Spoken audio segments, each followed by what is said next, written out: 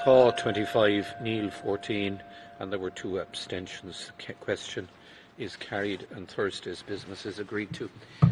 Now, on promised legislation, 1 minute per question, please. Deputy Mary Lou MacDonald. Thank you, Count Corla. Taoiseach, children with special educational needs were among those who suffered most during the first lockdown, and despite the best efforts of everyone, staff, parents and the children and young people themselves, there was regression. The disruption to routine and the lack of social contact is very traumatic for them, and people of children with special educational needs were distraught, disappointed with the government's failure to plan for the school closure, because that led to there being no plan for their children's education. Everybody wants to see children back at school, especially those children and young people with additional needs. So that meant that your government needs to plan and to consult with workers, with all stakeholders, and unfortunately that wasn't done, and it's led to very big disappointment. You know, Taoiseach, that remote learning doesn't work for many children with additional needs. They need in-school support. Thank you, Deputy. So, Taoiseach, will you direct the Minister to negotiate with all stakeholders and ensure that service is delivered to these children and young people at the earliest possible date? Taoiseach. Actually, it was in response to a lot of contributions from this House during the first lockdown and discussing the impact of the first lockdown on children with special needs that the government actually responded with a proposal to provide and to allow special needs children to come back to their special schools or their special classes in mainstream schools. And indeed, we facilitated the consultation between the head of public health, the Assistant Director of National Health, Kevin Kelleher,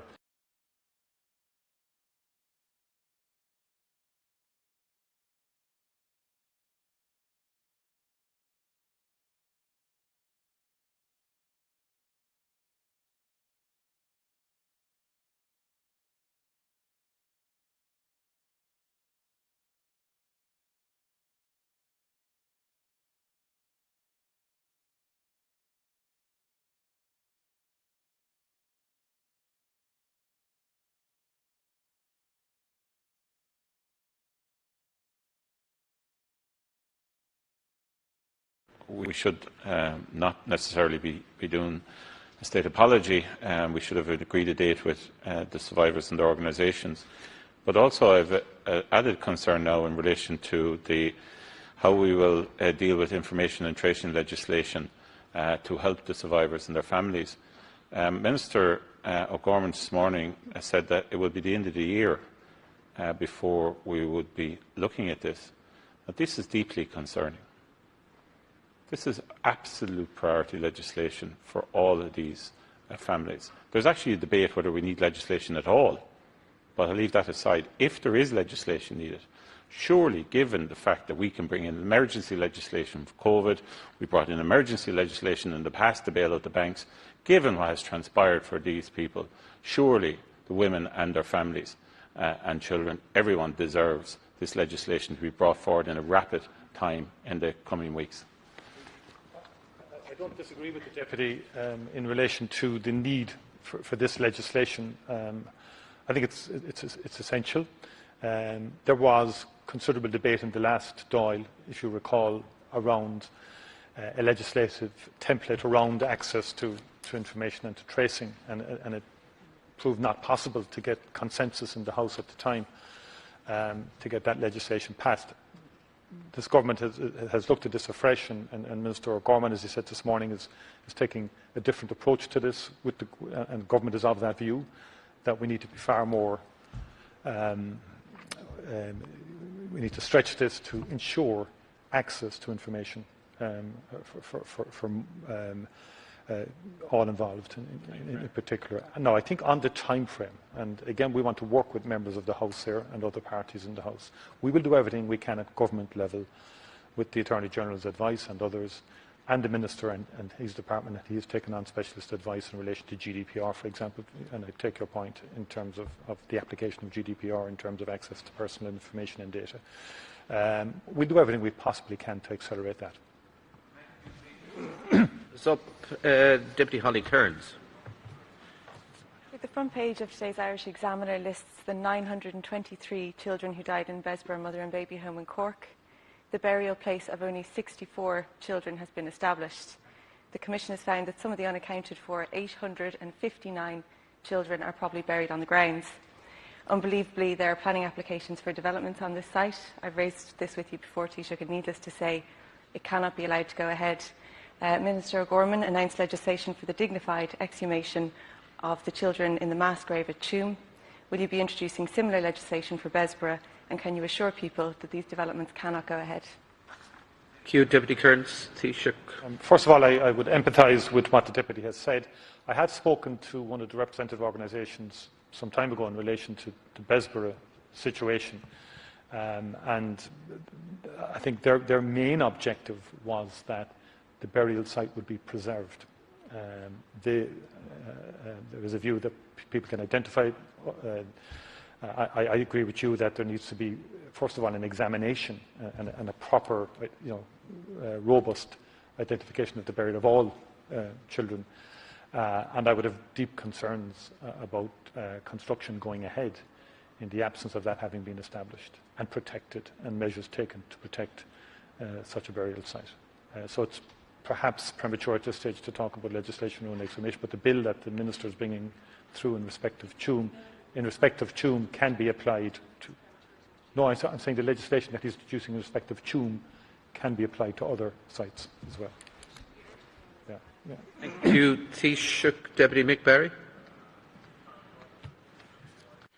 I would like to convey condolences to the family of Georgian Kensho, shot dead on December the 30th.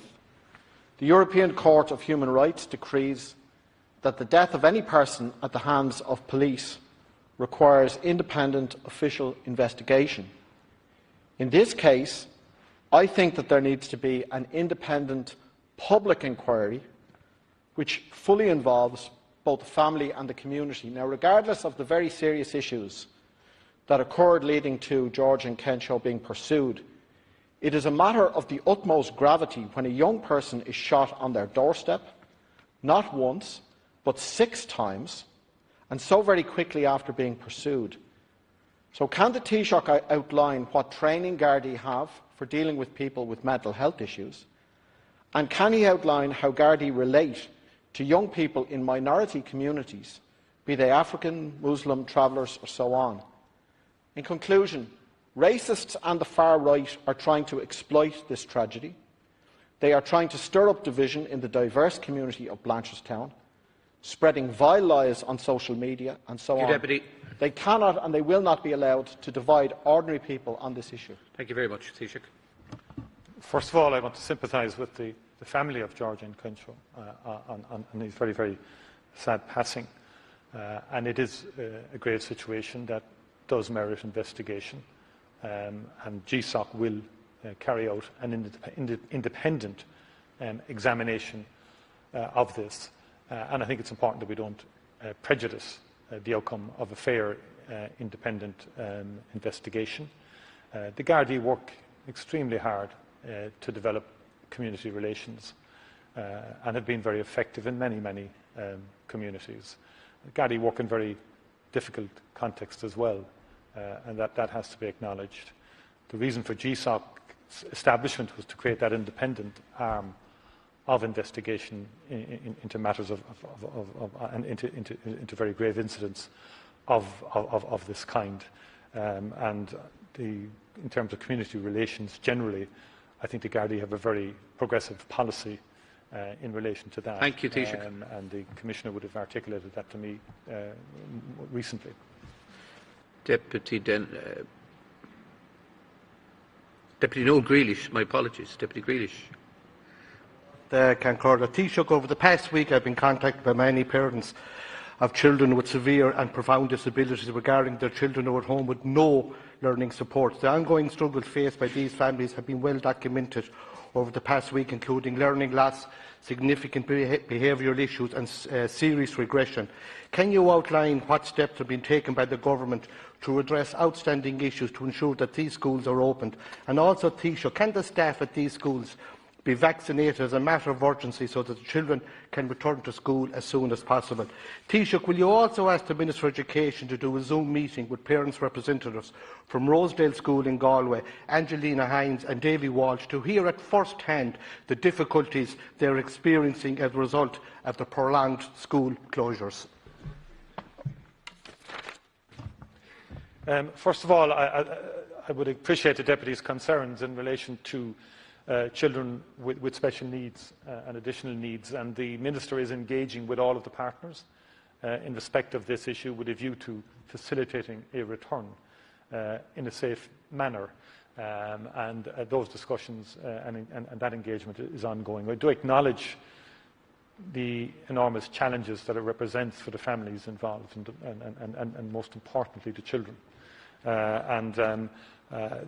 I will ask the Minister if she is in a position to communicate with the school community of Rosedale, and I've read about some of the comments, and I believe I saw them on the News, if I'm not mistaken. I thought it was very interesting insights and presentation made by the principal in relation to her sense of her capacity and the capacity of the school to facilitate the return of the children. So the Minister is actively engaged on it, and I'll ask her to engage. Thank you very much, Taoiseach. Deputy Matthew McGrath. Taoiseach, I want to return to the issue of St Bridget's Hospital in Carrick-on-Suir, which you unceremoniously just decided was closed, you and your Minister, Stephen Donnelly, and Minister Butler, and your point-blank refusal to meet with Councillor Cian Burke and the councillors from Tipperary County Council, and the activists. And Catherine Foley was pushing a bed to Dublin today, but due to the 5-kilometre rule she had to desist. They want answers to know what is defective in the hospital. HICWA reports all the time had said it was fit for COVID step down in the first lockdown. Now are you going to use it for COVID? And will this hospital, can this hospital be re-examined to the repair works that needed, the structural defects repaired? Whatever you're saying is wrong with it, HICWA report wasn't quite clear. Very little I could see wrong with it. A fabulous institution, and we've listened to testimonies from families all over Christmas how their loved ones were cared for there and died there with dignity. And will you meet with, as I said, Councillor Burke and his colleagues, and meet with the activists in Carrick-on-Suir, and indeed the impeccable nursing and doctor staff that were there, medical staff? Thank you, Deputy. It's a shocking indictment on your government to close this, especially in a time of COVID. Taoiseach. Sorry, the government doesn't decide to close any institution in that manner. The Health Service Executive, yes, takes operational decisions. My understanding was that the HSE had a plan to invest significantly in St Bridget's, with additional and different services being applied there, and that initially that met with some positive responses. But people have that's my understanding, and people have reflected on that, and people have different perspectives on it. I don't have any difficulty engaging with people in relation to it. But when HICWA reports are, we can't ignore HICWA reports either in respect of particular institutions or facilities, and I will engage again with the HSE in relation to the matter. Taoiseach, Deputy Thomas Pringle. Thank you, Cairn. Taoiseach, yourself and your ministers today are rightly facing a wave of anger and upset from survivors and victims of mother and baby homes on the back of the publication of the Commission's report and your government's handling of it. We in the opposition warned you of this back in October as Minister O'Gorman rammed the Commission of Investigation records through the Dáil here in a single day. We now see that the subject access requests for personal data are still being refused by the Commission, contrary to your Attorney General's and that the GDPR be applied, a point which your government only recognised after legislation was passed.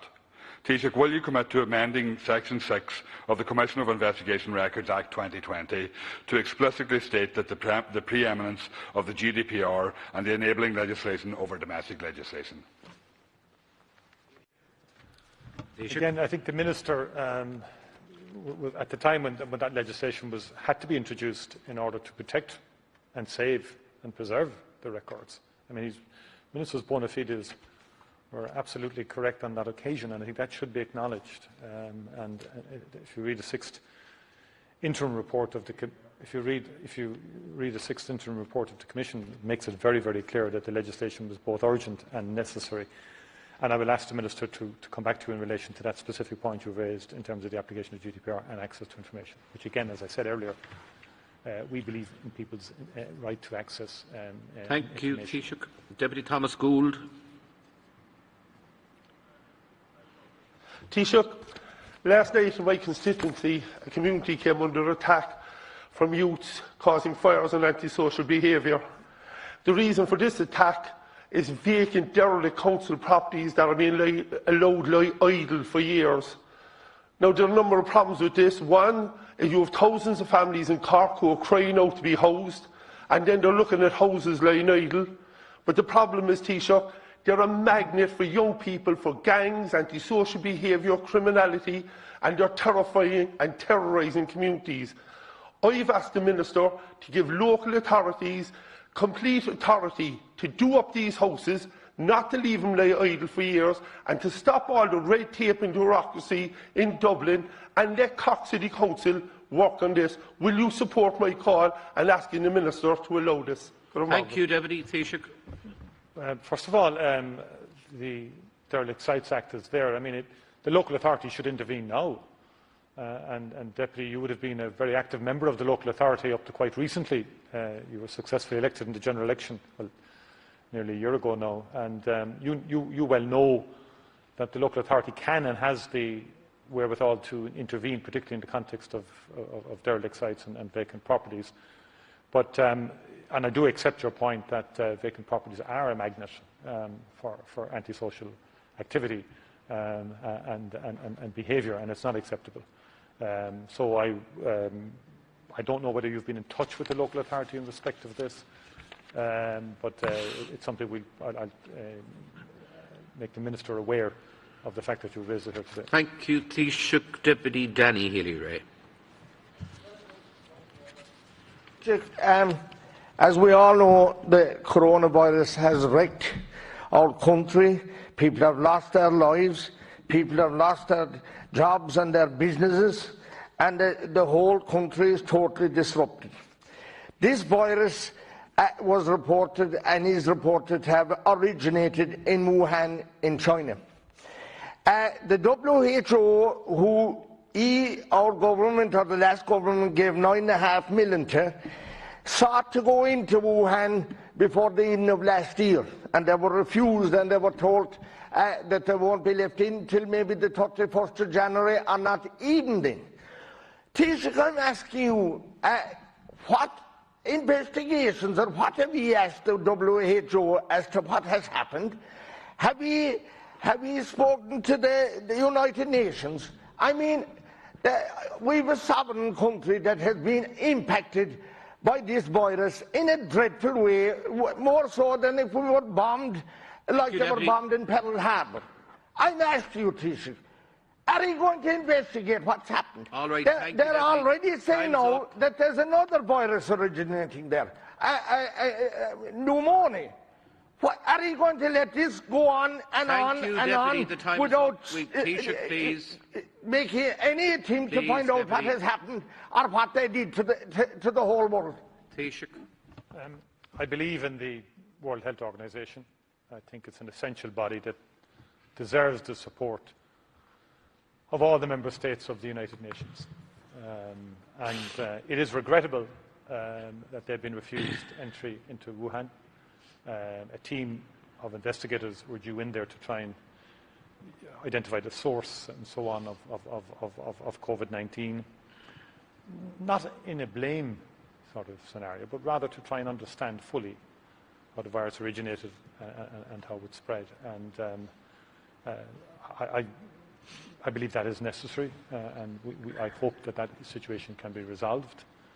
And I think the World Health Organization plays an extraordinarily effective role. It needs more support from member states of the United Nations, but it does play an extraordinary role in terms of the public health arena, and have been involved in so many outbreaks of various diseases across the globe, and have helped so many vulnerable countries and communities. Thank you very much. The time is up.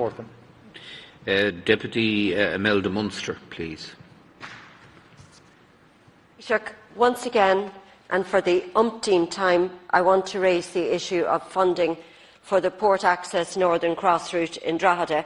I understand that funding announcements for projects under LEHAV are imminent.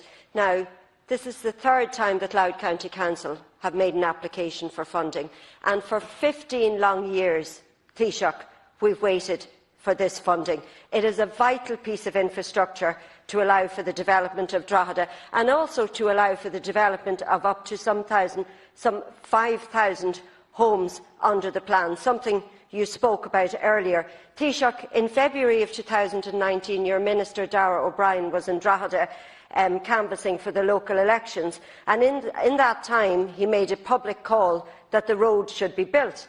Now that he is in charge, if that call was genuine, is he going to follow through and deliver the funding for the Port Access Northern Crossing? Thank you, Deputy. Taoiseach, I'm asking you to ensure that this time round, after 15 long years of waiting and the third application, will you ensure that we get the funding for the Port Access Northern Crossing in this round of funding?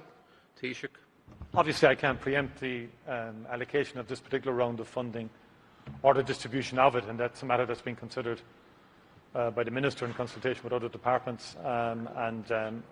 Obviously, I think the case as well is obviously, as you have said, and has been articulated by others, is a significant issue that needs resolution. But I certainly raise your concerns with the Minister. Deputy Michael Collins. Thank you, Taoiseach. The Irish fishing industry was worth €1.2 billion prior to the Brexit trade deal. It also created 16,000 jobs scattered around coastal communities. The Irish fishing industry caught 60% of its mackerel in UK waters, but the new negotiated deal means we will be reduced to around 13%. This deal is completely negative for Ireland. For instance, Belgium and Spain will lose less than 1,000 tonnes per annum in the pelagic sector, while Ireland lose a staggering 23,496 tonnes. Surely, Taoiseach, this shows the Irish government were asleep at the wheel during recent negotiations. You yourself, Taoiseach, said the deal after it was signed will impact negatively on our fishing industry, while President Macron announced the deal done by Michel Barnier as a good deal for French fishermen. Taoiseach, what exactly is the deal done in relation to Irish fishing? And please, for the sake of Irish fishing industry and the thousands of rural coastal jobs, don't announce another Irish fishermen wants to fish the waters like they've always done. Now, one of the first meetings I had this year was with representative bodies of the fishing industry and the fishing co-ops, and we always knew that Brexit was going to have a very negative impact on our fishing industry, principally because of the high percentages of particularly the pelagic stock being fished in British waters. And in particular, mackerel and prawn stocks we were particularly concerned about, and others. And we have mitigated what could have been a far worse impact. And because of our close proximity to the UK and that we fish so much in British waters, the impact has been more negative for us. And the challenge now is to see, can we ameliorate that, but also, more importantly, can we do everything we possibly can to support the fishing industry and the those involved in the fishing sector, from primary right through the entire production sector, and also the communities that the fishing industry serves in terms of economic development. Thank you very much. Time is up, Taoiseach. Thank you. Deputy Mark Ward. Amounts of money have been seized by the Criminal Assets Bureaus over the year. 150 million is the last figure I have since its inception in 1996. I come from an area in Dublin called Knockandalkin that has been disproportionately affected by drug use and drug dealing over the years. I've seen whole families being wiped out. Some of these have been relatives of mine, neighbours and friends of mine over the years. The money that CAB sees originates from areas like my own in Knockandalkin. I'm asking the Taoiseach, will he make sure that the money that CAB seizes goes back in to providing services in the areas that are most affected by this scourge in society? Thank you, Deputy Taoiseach. Thank the Deputy for his remarks, and I do accept the impact of the activities that CAB have struck on your community and by those who deal in illicit drugs and criminal activity, a scourge on our society and on communities up and down the country. I think we need to have a systemic approach to the allocation of funding to communities that suffer from such activities. By that I mean through the various government departments. We should be, in a proactive and coordinated way, targeting resources through the Exchequer, not necessarily coming from CAB. CAB will go back in But in terms of education, in terms of dealing with young people, early school leavers, in terms of psychological supports and the whole social supports, a bit like the rapid areas of yesteryear, that we should restore that type of collective, coordinated approach on the ground, a bit like the initiative which has been very effective in the North Inner City. That has been very, very effective. Thank you, Taoiseach. Time is up. That's the approach we need, I think, more systematically across the country. Deputy Michael Healy-Rae. Ceann Comhairle, Taoiseach, a lot of students have been in contact with me ahead of the 2021 to 2022 academic year, which I know sounds like a lifetime away, but for those getting a SUSI grant, it will be based on the 2020 income, as you know. The COVID-19 payment, which a lot of students received and continue to receive, is going to play havoc with the grants next year. And now is the time to address this issue. The new SUSI scheme will issue from the Department in February 2021, before SUSI opens for the new applications and renewals in April 2021. Clearly, it is my view that the COVID payment should not be assessed against these students, and there is many reforms required in SUSI. But regarding the PUP payments as a reckonable income, Taoiseach, it is only fair, and perhaps Minister Harris will also address this issue, that it should not be taken into account because of the pandemic, because of the crisis. I think it would all be right and fair to make sure that it wouldn't be taken into account. Thank you, Taoiseach. Thank the Deputy for raising the issue. I will discuss this further with Minister Harris, and the Government will give broader consideration to it, but I'm conscious that the SUSI scheme is founded and grounded in legislation, and has parameters that it has to operate within. So I'll revert back. Pádraig McLaughlin. Gormagad, Ceann Comhairle. Taoiseach, you'll recall in 2019 the Sea Fisheries Amendment Bill came through the Houses, and at that time the government stated that was to reinstate the principle of voisinage, to allow Irish fishers, no matter where they were resident on the island of Ireland, to fish and sell their produce on this island. This is now the 13th of January. For 13 days, Irish fishermen with a licence in the north of Ireland are being prevented from landing their fish in harbours and piers across the state, with the exception of Killybegs and Castletownbere. Now, in counties like Donegal, this means that the SFPA are literally at harbours preventing Irish fishermen landing into their harbour, but worse than that, they're going to co-ops and producers and getting rid of their lobsters and crabs. It's an appalling situation. And Taoiseach, you have it in your power by this Friday to designate more piers and harbours across the state and to reinstate their fishing rights and their right to supply to this island. Taoiseach, to conclude on this matter. The Deputy raises a very serious and important issue, because from the 1st of January, as you know, the United Kingdom has become a third country and therefore subject to illegal, unregulated and unreported legislation and North East Atlantic Fisheries Commission requirements. Castletownbere and Killybegs are the current Irish ports designated for third country landings of fish for both of those purposes, and that includes Northern Ireland UK vessels. As we know, as you said, UK fishing vessels, including Northern Ireland vessels, have had a pattern of landings into many Irish ports prior to the UK leaving the European Union. The Minister for Agriculture, Food and the Marine has requested the Sea Fisheries Protection Authority to review the issue in terms of additional resourcing and costs that would be required in the event of further designations, and is working on the issue. And so I think there are practical issues involved here in terms of the designation of further ports, but I do take the point overall that you've made. Thank you very much, Taoiseach. That concludes today's questions and promise legislation. 5 deputies were not reached. Deputies Connolly, O'Donnell, O'Cahasick, McAuliffe and Quinlivan, and they will be given priority tomorrow. We move now to statements by leaders on the report of the Commission of Investigation into Mother and Baby Homes. Irim Erin Taoiseach, Leabhart Dús, Taoiseach tá cuid nóméid déag agat. Ceann Comhairle.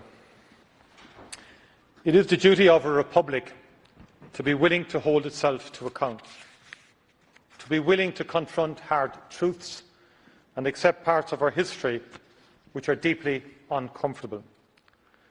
This detailed and highly painful report is a moment for us as a society to recognise a profound failure of empathy, understanding and basic humanity over a very lengthy period.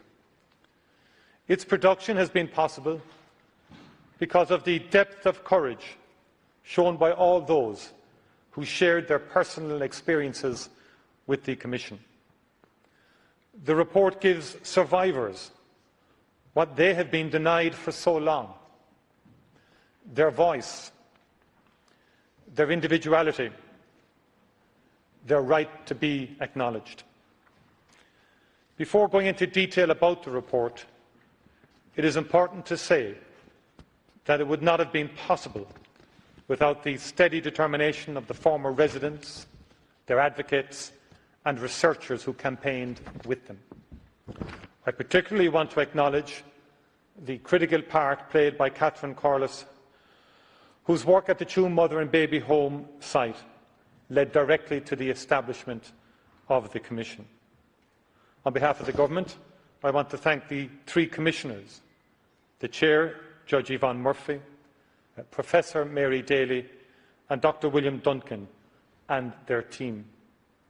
Their report reveals the dominant role of the churches and their moral code and lays bare the failures of the state. They have produced the definitive account of how this country responded to the particular needs of single women and their children at a time when they most needed support and protection. This should have been forthcoming from the fathers of their children, their family and friends, their community, their churches and their state. But so often it was not. The often painful and distressing testimony of many survivors is presented in detail in the report of the Confidential Committee prepared by the Commission. Reading the Commission's findings and the report of the Confidential Committee, the most striking thing is the shame felt by women who became pregnant outside of marriage and the stigma that was so cruelly attached to their children. Testimonies from the women speak of the pressure to make sure that no one in their locality would find out about their pregnancy. One speaks of not being allowed to return to school after becoming pregnant because it would bring shame on the school. Extracts from witness accounts shine a light on the attitudes that women encountered. I was treated like a second-class citizen by my family. Society had an obsession with hiding everything. Quote from one. "Nobody will want you now," said the mother of a witness, 14 years old, when it was discovered that she was pregnant.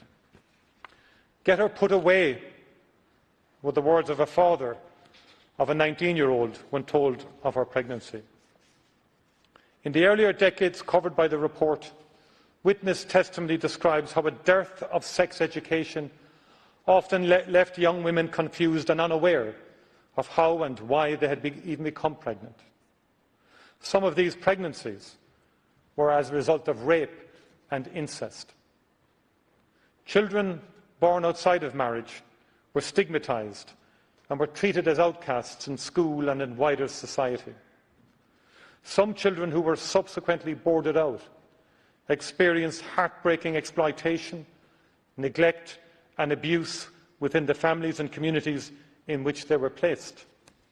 This was unforgivable. The sense of abandonment felt by many of these children is palpable in the witness accounts. The circumstances of their birth, the arrangements for their early care, the stigma they experienced, and the continuing lack of birth information is a terrible burden in their lives. Many mothers, children and fathers left these shores to escape this unfair judgment and lifelong prejudice, and because they thought it was the only way to protect their families' reputations. While many have built good lives for themselves, many did not overcome the impact which these formative experiences had on their lives, and may have suffered and struggled with many serious personal problems. One of the clearest messages of the testimonies in this report is how this treatment of women and children is something which was the direct result of how the state and we as a society acted. The report presents us with profound questions.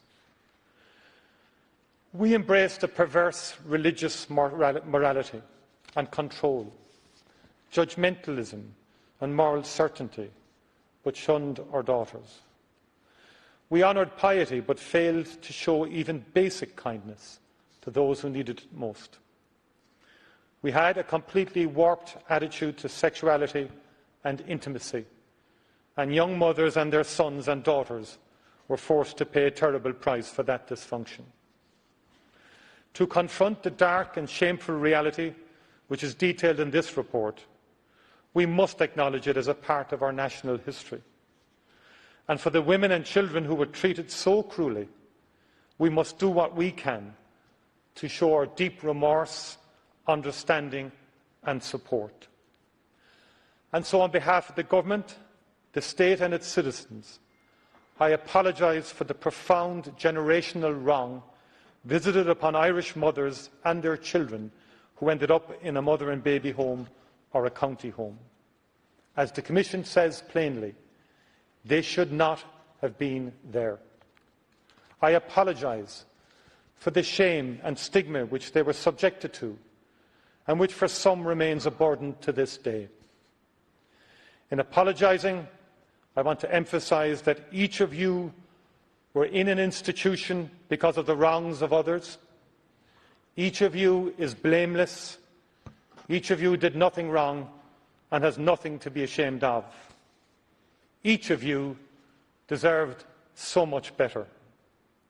The lack of respect for your fundamental dignity and rights as mothers and children who spend time in these institutions is humbly acknowledged and deeply, deeply regretted. The Irish state, as the main funding authority for the majority of these institutions, had the ultimate ability to exert control over these institutions, in addition to its duty of care to protect citizens with a robust regulatory and inspection regime. This authority was not exerted, and the state's duty of care was not upheld.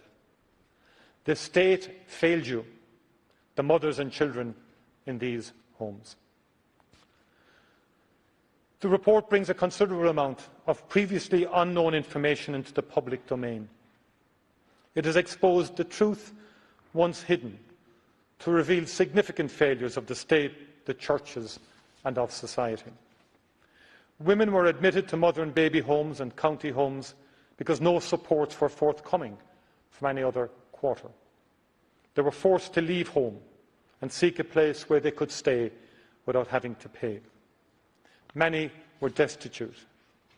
In the personal testimonies of how many mothers ended up in these institutions, the priest, the doctor and the nun loom large. The sense of oppression, even at this distance, is overwhelming. Mothers, terrified by the consequences of their pregnancy becoming known to their family and neighbours, entered mother and baby homes to protect their secret. And the pressure to maintain this secret added insult to injury and was a large part of the mother's trauma. Conditions in the homes varied. Before the 1960s, living conditions in many private Irish households were generally poor. In the congregated settings of mother and baby homes, poor sanitary conditions had much more serious consequences for disease and infection control. County homes, as well as Kilrush and Tuam, are identified as having appalling conditions. Conditions in other mother and baby homes were better and improved over time. Many of the mothers suffered emotional abuse and were often subject to denigration and derogatory remarks from the religious, with little kindness shown, especially when giving birth. The overall picture is of a hard, cold and uncaring environment. One of the most disquieting features of the report is that up until 1960, mother and baby homes appear to have significantly reduced the prospects of survival of children. The death rate among infants in mother and baby homes was almost twice that of the national average for children born outside of marriage. A total of about 9,000 children died in the institutions under investigation, about 15% of all the children who were in their care. It is deeply distressing to note that the very high mortality rates were known to local and national authorities at the time and were recorded in official publications. However, there is little or no evidence of state intervention in response to these chilling statistics and deaths. In fact, a number of reports actually identifying the problems were not acted on. I know it will be a disappointment that the report does not answer all the deeply personal questions on the burial arrangements for many of the children who died in these institutions. In many cases, the burial locations remains unknown and uncertain. There are no records for a number of the large institutions where significant numbers of infants are known to have died, including Tuam, Besborough, Castlepollard and Shanross. While this is difficult, options for dignified remembrance and memorialisation will be implemented where this is not already the case. While mothers may not have been strictly legally forced to enter these homes, the fact is that most had no alternative, especially those who did not have the support of their family or independent financial means. Overall, the Commission concludes that Ireland was a cold and harsh environment for the majority of its residents during the earlier half of the period under investigation. It was especially cold and harsh for women. All women suffered serious discrimination. Women who gave birth outside marriage were subject to particularly harsh treatment. Emerging from the survivors' stories are the horrific accounts of rape, either perpetrated within families or by someone within a woman's community. This had led ultimately to entry into a mother and baby home, where the woman bore a social stigma, but there was no accountability for the men responsible, and the agencies of the state showed little or no interest in addressing these crimes. The Commission acknowledges the additional impact which a lack of knowledge and understanding had on the treatment and outcomes of mothers and children with different racial and cultural heritage, those who faced mental health challenges, or those with physical and intellectual disabilities. Such discriminatory attitudes exacerbated the shame and stigma felt by some of our most vulnerable citizens, especially where opportunities for non-institutional placement of children were restricted by an unjust belief that they were unsuitable for placement with families. While context is essential to our proper understanding of this chapter of our history, it does not lessen what happened or diminish the responsibility of churches and state for the failures laid bare in what we have learned. For much of the period covered by the Commission, women as a group, and regardless of age or class, were systematically discriminated against in relation to employment, family law and social welfare, solely because of their gender. Children were similarly unequal, and none more so than those who were cruelly labelled illegitimate. I share deeply the Commission's unequivocal view that the existence of the status of illegitimacy until 1987 in this country was an egregious breach of human rights.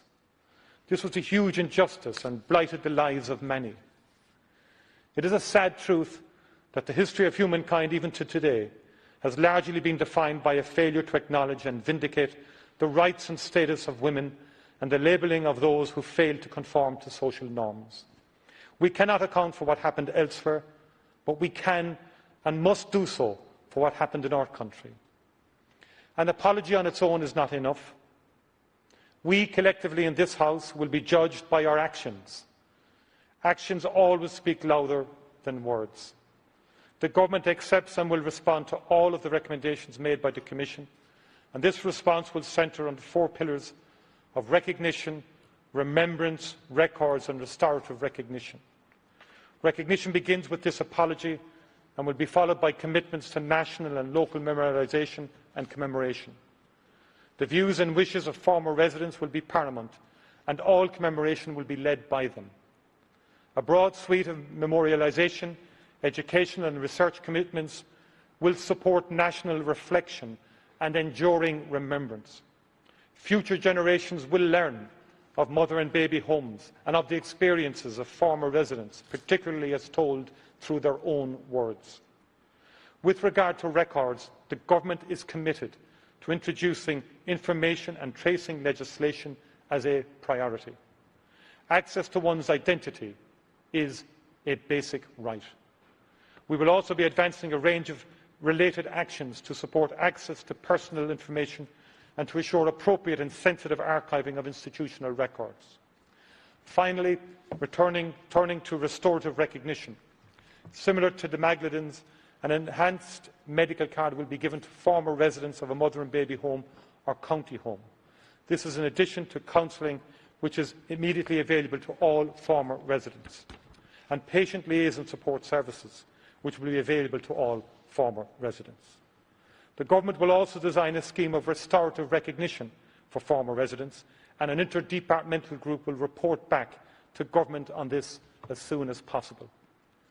All of these commitments will be advanced in a survivor-centred manner, with ongoing communications and engagement as plans are developed and implemented. As a nation, it is important to understand and accept the failings of our past. Important but not sufficient.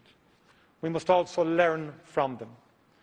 We have adopted national and international laws which oblige us to follow a different, more humane and rights-based approach. There is in place and being further developed a wide range of social services completely absent from much of our history. Under Minister O'Gorman, we have a Government department dedicated to children, to equality and to working across government and society to promote and uphold the rights of all people. The Citizens' Assembly is examining further measures to address structural inequalities in relation to gender. It is looking in particular at how we can support and respond to the needs of those with caring responsibilities. Through our laws and policies, our systems, structures and services, our actions and our words, we must always seek to create a more just society, grounded in respect, diversity, tolerance and equality. Continued investment in education, especially for those at the margins and the most vulnerable, is the surest way of making sure that we do not repeat the past. Similarly, we must learn the lesson that institutionalisation creates power structures and abuses of power and must never again be an option for our country in any circumstance. Throughout this report, former residents talk of a feeling of shame for the situation they found themselves in. The shame was not theirs. It was our shame that we did not show them the respect and compassion which we as a country owe them. It remains our shame. I want to reassure survivors, their families and the country that this Government is determined to act on all the recommendations of the report and to deliver the legislative to at least start to heal the wounds that endure. Thank you, Lascan Corla. Thank you for your indulgence. Thank you, Taoiseach. We've gone significantly over time, but given the seriousness of the subject, I've allowed that. Is there a copy of the speech and of all the Minister's speeches, please, for the TDs in the Dáil? Please, it will be circulated. Thank you. Tánaiste. Lascan Corla, a story of a buried past, uncovering buried lives and a buried truth. This report in some areas confirms what was long suspected. In other parts, it's a more nuanced and more challenging narrative. The Commission of Investigation has spent many years finding the truth, so we can now begin to provide some measure of healing and reconciliation, and above all, make restitution. As a country, we owe a debt to Judge Yvonne Murphy, Dr William Duncan and Professor Mary Daly and their expert team, and above all to the survivors who provided the work of people who brought the issue of mother and baby institutions to the fore. Catherine Corliss, whose painstaking scholarship and humble compassion lit the candle that allowed us to reopen and read this dark chapter of our history. As Taoiseach, as a former Taoiseach, as a leader of my party, which was in government for some of this period, as a member of the government that established this commission, as a citizen and as a man, I want to offer my apology to the children who were hidden away at birth, discarded in death, and in life treated as a commodity or as second-class citizens, and to the mothers for whom there was no option but to enter a mother and baby institution and give up their child. They may have consented, but it was not the free and informed consent in the way we understand that concept today. We apologise and we ask for their forgiveness. Alas, Cancórla, I think this report shames Irish society entire. Women pregnant outside of marriage, some very young, some victims of rape, were not supported by their families, community or the father of the child. They turned to the church and state for refuge, and while they got refuge, it was a cold and often cruel one. Let there be no doubt, church and state ran these homes together, operating hand in glove, equally culpable, and did so with the full knowledge and acquiescence and even support of wider society. Church and state reinforced social prejudice and judgment when they should have tried to change it. Let's not forget that illegitimacy was not a social prejudice. It was the law of the land, a law passed in 1931 in this House by our forebears, and as was often the case in those days, a law very much guided by the Catholic social teaching of the day. For too many years, Ireland was a cold house for children born outside of marriage, and this report exposes the chilling consequences of such a mindset. Too many children were seen as a stain on society, but the truth is it was our society that was deeply stained.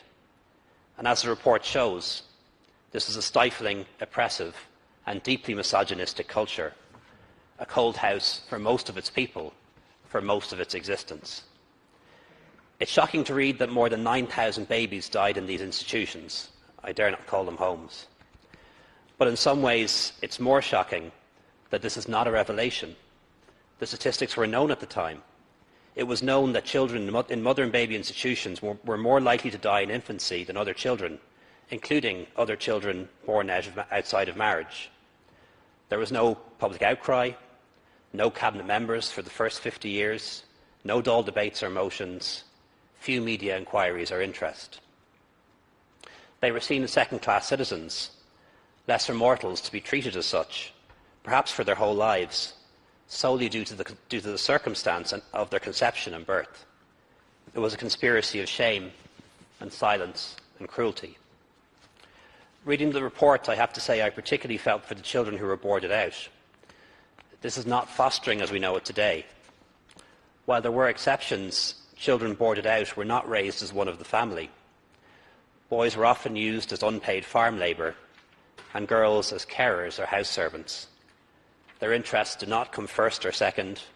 Their education was unimportant. This was profoundly wrong, and they continue to suffer for it today. Last Cancórla, I believe the survivors of the mother and baby institutions, alongside the survivors of industrial schools, constitute Ireland's stolen generation. As a society and a state, we stole from them the lives that they should have had, raised by their mothers in their own communities, known to their fathers, brought up to believe they were as good as anyone else and could grow up to be anyone they wanted to be. It is late in the day, but now is our opportunity to make restitution on behalf of the generations that preceded us. The means by which we do so should be guided by the men and women who survived these institutions. They should be given time to read and reflect on the report, and they should inform us as to the next steps. The Commission in its recommendations points the way. As the Taoiseach said, a formal state apology, appropriate memorialisation, better access to health services and counselling and housing, access to records and information about themselves, including their birth cert and medical records, financial reparations, a repository to archive all of the documents relating to these residential institutions so further study can be done, assistance with advocacy, and of course we should not forget the survivors now living overseas and in Northern Ireland, where inquiries are now just beginning.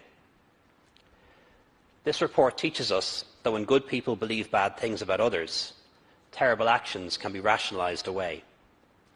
There are lessons here for us as a society and as a state, and a meaningful response has to go beyond denouncing the horrors of the past from the safety of the present. People want to know their own truth, to find part of themselves that was for too long forbidden or kept secret, and we must facilitate that. The Commission was an excavation into our past and has succeeded in uncovering part of our collective history and heritage. What we know now is compelling and crying out for resolution, and as a government we will do what we can to provide it. Today is a day of atonement when we express our horror and sorrow at the story of Ireland told in this report, when we promise to do right by those who suffered. But I do believe in doing so we should not lose sight of that hopeful story that's also told in the Commission's report. It tells a story of a country that has changed and progressed, that's far from perfect, but has got kinder and better and more compassionate, more loving and less judgmental and less misogynistic as the years passed. The flatlets and houses of the 1980s and 1990s were very different to the mother and baby institutions of the 50s and 60s, and the county homes and the workhouses that preceded them. The Commission tells a story of enormous change. This is a story of social progress as the years and decades moved on. Legal adoption in the 50s, sex education in our schools, social welfare payments for lone parents which gave them real options from the mid-70s, the introduction of free healthcare for pregnant women and newborns, changing attitudes to sexual morality and personal freedoms, a less deferential view of the Church, a more questioning attitude to the state, legalised contraception, the Status of Children Act, which abolished the concept of illegitimacy from our law, the right to divorce and remarry, the slow but steady dismantling of the architecture of patriarchy on which our state was formed, huge improvements in maternity care and neonatal care, leading to a situation whereby death in pregnancy or in the early years of life is now exceptionally rare in this country. The Children's Rights Amendment to our Constitution, new laws and new attitudes to consent and domestic violence, Children First and the introduction of mandatory reporting of child abuse, and the ongoing decongregation of our residential institutions for people with disabilities or mental illness in favour of community living, often facing objections. So we should not be afraid or embarrassed to reflect on how much we have changed as a society and as a state, and how far we've come.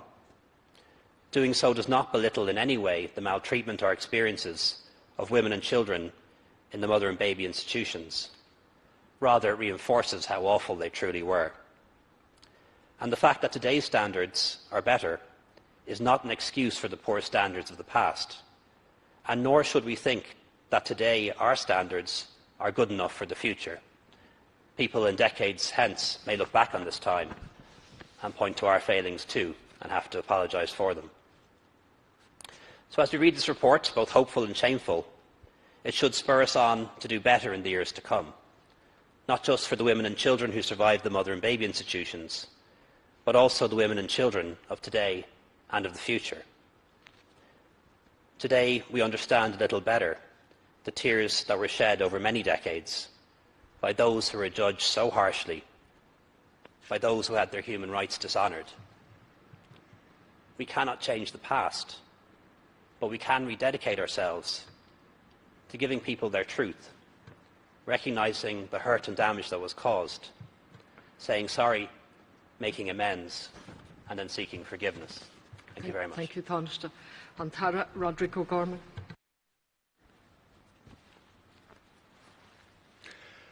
Thank you, Lascian Corla.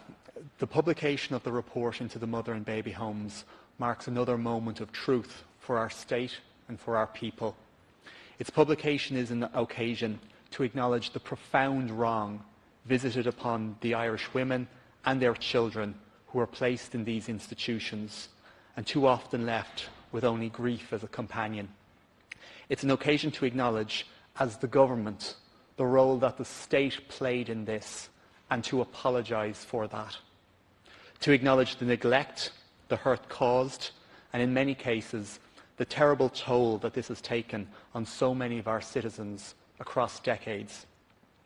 To acknowledge also the strength of those who suffered in the institutions, how for generations they endured and still endure the awful weight of their experience within those walls.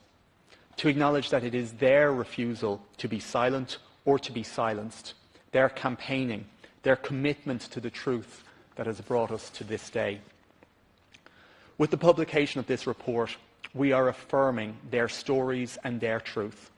We are ensuring that their testimonies are heard, acknowledged and understood. We are affirming clearly and in the strongest possible terms that they were wronged and that they wronged nobody. And today is a chance to ask for forgiveness for the failings of the Irish state, failings that repeated over decades and which had the most horrendous consequences for our most vulnerable citizens. I'd like to acknowledge the work of the Commission of Investigation, its chair, Judge Yvonne Murphy, Commissioners Mary Daly and Dr. William Duncan and their staff. But I'd like to particularly thank all of those who, often at great personal difficulty, gave their evidence or their personal accounts to the Commission. The report paints a portrait of a stifling, oppressive and deeply misogynistic culture